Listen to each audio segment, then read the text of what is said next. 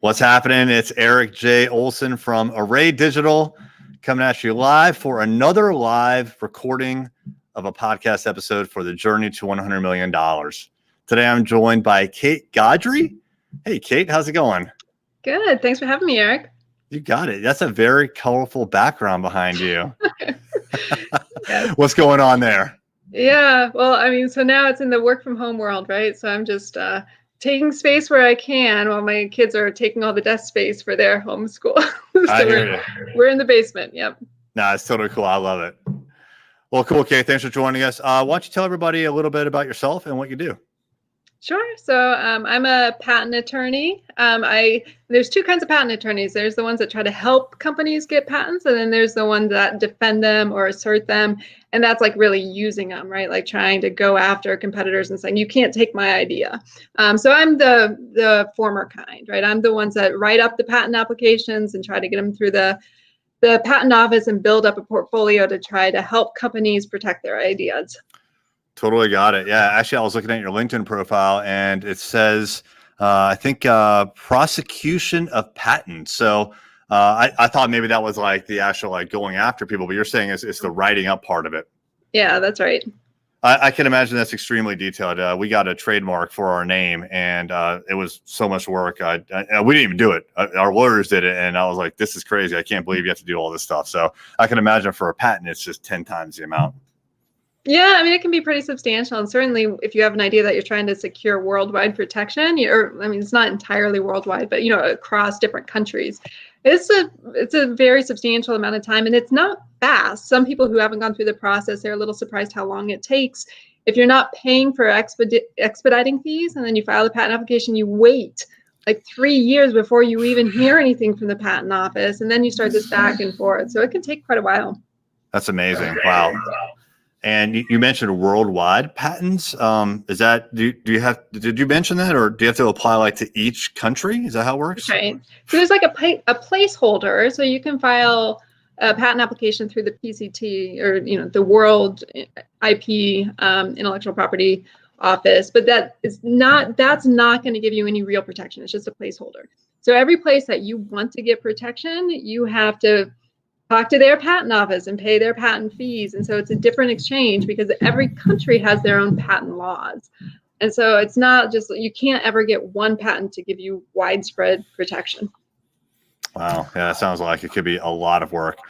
So as far as your primary expertise, which was one of the things that I wanted to cover, certainly we've got that patent law. What are some kinds of clients that you've worked with in the past or you work with now? So my practice is largely focused on companies that are in the AI space, artificial intelligence, or in computational biology. And that's been kind of a focus of mine, especially over the last few years. When you start out, you join a law firm and you take the clients that are handed to you, right? And so for me, it was a lot of general software clients. This is how I got my training. But my real interest and my background and expertise is in the AI and computational biology space. And so over the last few years, I've been able to develop a client base that's more tailored to that base and a lot more fun for me. All right. So AI, I definitely know what that is. I can imagine that you're seeing some amazing things coming across your desk at this point when it comes to AI. Is it almost scary-like at this point? I mean, AI is a really, really broad term. And so it's pretty much it can be any set of rules or machine learning applied to anything, right? And so you have some amazing computer scientists who are developing new types of artificial intelligence and pretty complicated models that can do some amazing things. Or you're just kind of taking an old model that's existed since the 70s and applying it in a new use case with new kinds of data streams and doing different tricks and uses of the results. What about the second one? Was that computational biology? That's right. What is that? Well, that's pretty much any kind of combining computers and software with biology. So my background, my graduate degree was in computational neuroscience. And it's mainly just like anybody who had like a math or a computers or a physics degree, and then you could come in here and try to apply your skill set to something that had to do with the brain. And that was a lot of fun. And so for me, like I wanted to take that same kind of concept where you're bringing this skill set, right, very quantitative skill set, to biology. And this is a field that's really exploding because it improves the efficiency of biology tremendously. Instead of just doing an experiment where you're trying everything, right? A very broad screen. You can do this really intelligently, so you have a higher likelihood of success. It sounds extremely complicated, and but also extremely valuable. It just seems like that's the way this society is going. I'm sure you're going to be fully employed for a long, long time. That's amazing. It's a lot Very of fun. cool stuff. What are some challenges that you've run into either in either of those two fields or just business in general? We talked about COVID very briefly and working from home, but how has that impacted your firm and business in general? Okay, so starting with COVID, it is a different world. I think that law firms are adjusting better than we thought we would. There was a lot of nervousness, I think, initially about what it was going to be like to take everybody, right? And to say, we're working from home, what's the network's going to be like? How comfortable are people going to be with regard to working with electronic records? What's the client relationship going to be like? Are you going to be talking to people in the same way? Are you going to be as in tune to the deadlines and the needs of your clients? And I think generally we've been pretty impressed with how smoothly that's gone. The infrastructure has held up tremendously well, and attorneys are adapting really well to interacting with their clients and to the patent offices as well. And so I think it's been a challenge, but it's been one that I've been pleasantly surprised with how well it's been going. That's awesome. Yeah. And how about as far as growth goes? Have you seen growth in the firm and in business, and how's generally that been in the last, say, through COVID and even a little bit before?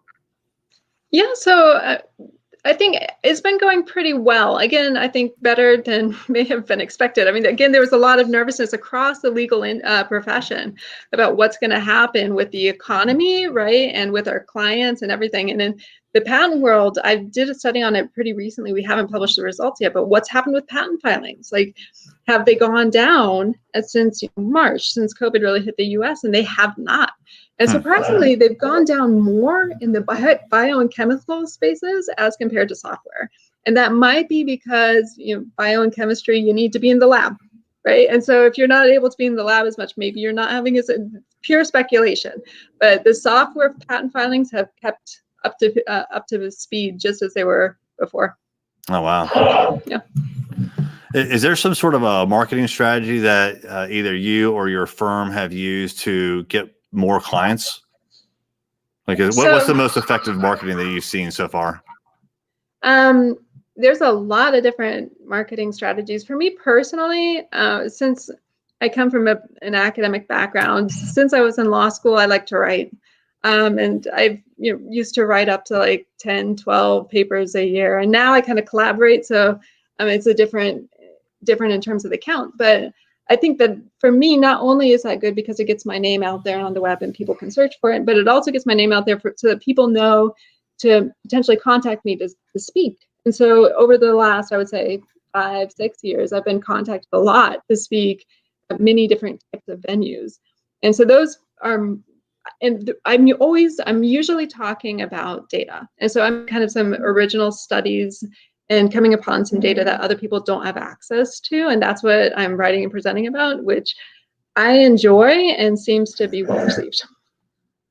Well, I would imagine that the kind of literature that you're putting out is perfect for Google because they like to see experts with their names on articles. And then the Google folks, they came from an academic background as well. So all the backlinking and, that's all part of SEO strategy 101. So I think you're doing a great job with your content marketing. That's awesome. Thank you. Thanks. Yeah. If someone would like to reach out and contact you, what's the best way to get in touch with you? Well, you could search my name. Kate Gaudry is a pretty unique name, so that I'm fortunate in that regard. My email address is my first initial K and last name Gaudry at KilpatrickTownsend.com. Okay, there you go. All right. Well, Kate, thanks so much for joining us. Thank you, Erik. Okay. Bye-bye. Bye.